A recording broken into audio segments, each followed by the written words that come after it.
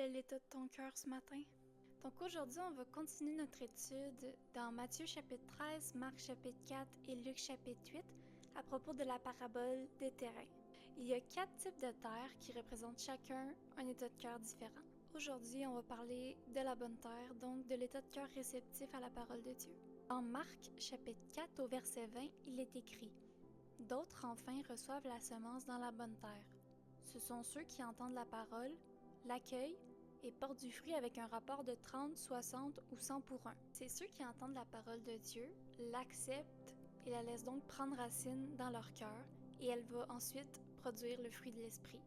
Et bien sûr, cela doit se faire dans une entière persévérance car à chaque jour, il faut décider de laisser l'Esprit de Dieu nous guider. Dans Galates chapitre 5 verset 22, il est écrit « Mais le fruit de l'Esprit, c'est l'amour, la joie, la paix, la patience, la bonté, la bienveillance, la foi, la douceur, la maîtrise de soi. » Ces fruits-là ne sont pas produits par nos propres forces, mais par l'Esprit de Dieu qui vit en nous, lorsqu'on met notre foi au sacrifice de Jésus à la croix.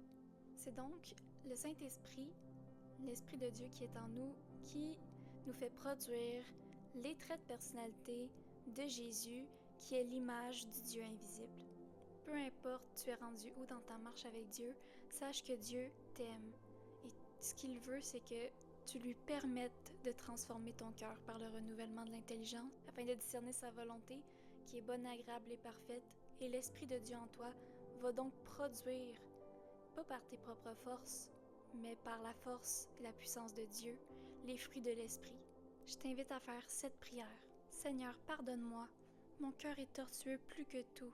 Père, mon désir est de te suivre, mais j'ai vraiment besoin de ton aide, de ta puissance, Père, pour que tu puisses produire en moi les fruits de l'Esprit, qui est l'amour, la paix, la patience, la bonté, la bienveillance, la foi, la douceur et la maîtrise de soi.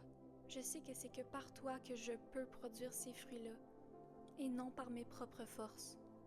Aide-moi, Père, à te choisir à chaque jour, à marcher selon l'Esprit, pour ne pas accomplir les désirs de ma chair. Et aide-moi à t'aimer plus que tout, de tout mon cœur, de toute mon âme et de toute ma force. Amen.